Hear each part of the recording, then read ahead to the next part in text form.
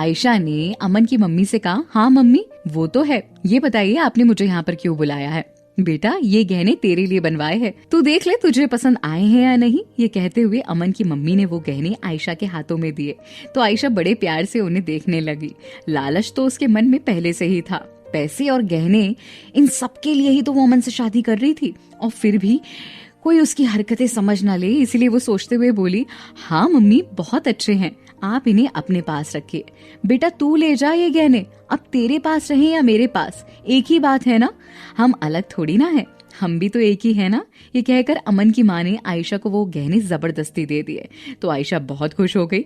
उसके मन में लालच और बढ़ गया। इतने प्यारे गहने और इतने महंगे गहने देखकर उसका तो दिमाग ही खराब हो गया, जैसे पता नहीं उसके हाथों में कौन सी लॉटरी का टिकट लग गया हो। वो गहने लेकर वापस अपने घर आ गई और अपने मम्मी पापा को गहने वाली बात ना बताकर चुपचाप वो गहने अपने पास रख लिए। आयशा वो गहने अपने पास रख रही थी, इतने में उसका भाई राघव उसके पास आकर बोला, क्या बात है, क्या छुपा रही हो तुम हम लोगों से? कुछ नहीं, कुछ भी तो नहीं, आयशा घबराते हुए बोली।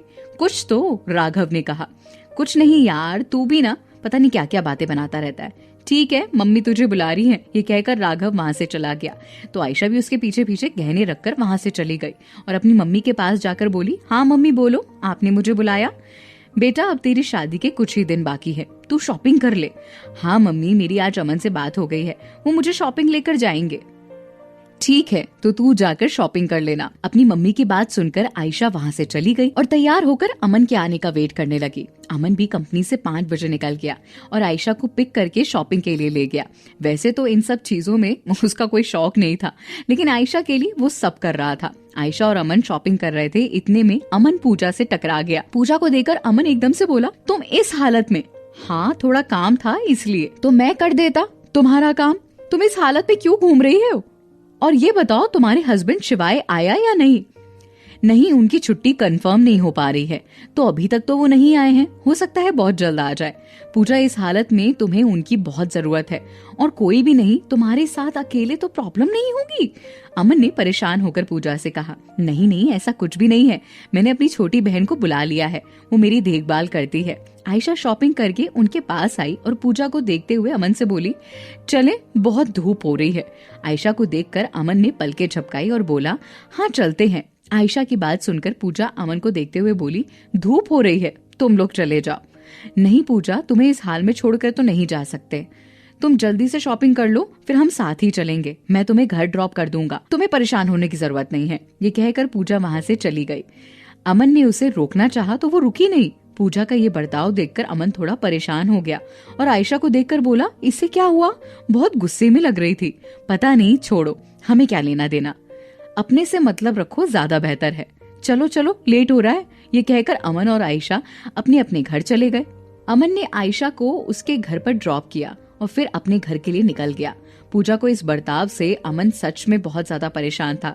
उसे समझ नहीं आ रहा था कि पूजा ऐसे क्यों बोल रही है, वो इतने गुस्से में क्यों है। घर जाकर वो अपने कमरे में गया और सबसे पहले पूजा को फोन किया। काफी देर बाद जब पूजा ने कॉल रिसीव किया तो अमन अपने चेहरे पर टेंशन के भाव उभारते हुए बोला, क्या बात है पूजा, तुम आज ऐसे क्यों चली गई? कोई बात है तो मुझे बताओ, तुम्हें क्या हुआ? अमन की बात सुनकर पूजा सोचते हुए बोली, नहीं नहीं ऐसी कोई बात नहीं है। कोई तो बात है, पहले तुम अच्छे से बात नहीं कर रही थी, मतलब क्या है, क्यों गुस्से में चली गई तुम? नहीं अमन, आपकी आयशा आपसे ही कुछ कह ले वही बहुत है। कम ऑन पूजा, क्या हो गया है तुम्हें? कैसी बहकी बहकी बात कर रही हो? मुझे क्या हो गया है? तुम खुद को देखो, तुम्हें क्या हो गया है? अमन अभी भी समय है, संभल जाओ। आयशा सही लड़की नहीं है, मेरी बात मानो, वो तुमसे प्यार नहीं करती है। वो दिव्यांशी के साथ मिलकर तुम्हें और प्राची को अलग कर रही है। मेरी बात मानो, प्राची तुमसे बहुत प्यार करती है, सच में, वो केवल तुम्हारे लिए जी रही है। पूजा के मुंह से ये सारी बातें सुनकर अमन को गुस्सा आ गया। पूजा पर चिल्लाते हुए बोला, पूजा मुझे तुमसे ये उम्मीद नहीं थी, कम से कम तुम तो मुझे समझने की कोशिश करो। तुम ये कह भी कैसे सकती हो? और तुम जिस पर उंगली उठा रही हो, तुम जानती नहीं हो वो मेरे लिए क्या क्या करती है, वो मुझे कितना प्यार करती है, वो मुझसे सच में बहुत प्यार करती है, और ये तुम्हें बर्दाश्त नहीं हो रहा है। हाँ सही कहा, सारी दुनिया तो तुम्हारी खुशियां बर्दाश्त ही नहीं कर पाती है, मुझे कैसे होगी? तुम्हें जो करना है करो। तुम्हें समझाना बेवकूफी है, पर याद रखना जिस दिन भी सच्चाई सामने आएगी तुम बहुत बुरी तरह टूट जाओगे। पूजा ने अपनी बात कहकर फोन काट दिया। पूजा ने फोन काटते ही अमन वहीं खड़ा खड़ा सोचने लगा, पूजा ने ये सब क्यों कहा? क्या पूजा भी उसकी खुशियों से जलती है? पूजा भी प्राची को सपोर्ट करती है, जबकि उसे भी पता है कि प्राची कैसी लड़की है। वो समझती क्यों नहीं है? अमन की फीलिंग को क्यों नहीं समझती है? क्यों उसे समझ नहीं आती ये सारी बातें? अमन ये सारी बातें सोचते सोचते कब सो गया पता ही नहीं चला। इधर प्राची भी सो रही थी। इतने में ही उसकी नींद खुली तो वो एकदम से चौंक कर उठी और यहाँ वहां देखकर अपना फोन उठाने लगी। फोन उठाकर उसने मधु को फोन किया और थोड़ा घबरा कर बोली, मानसी ठीक है ना? हाँ मानसी ठीक है, उसको क्या होगा? अब आगे क्या होगा? प्राची ने ऐसा फोन क्यों किया मधु को? क्या थी वजह? पता चलेगी आपको बहुत जल्द अगले एपिसोड में।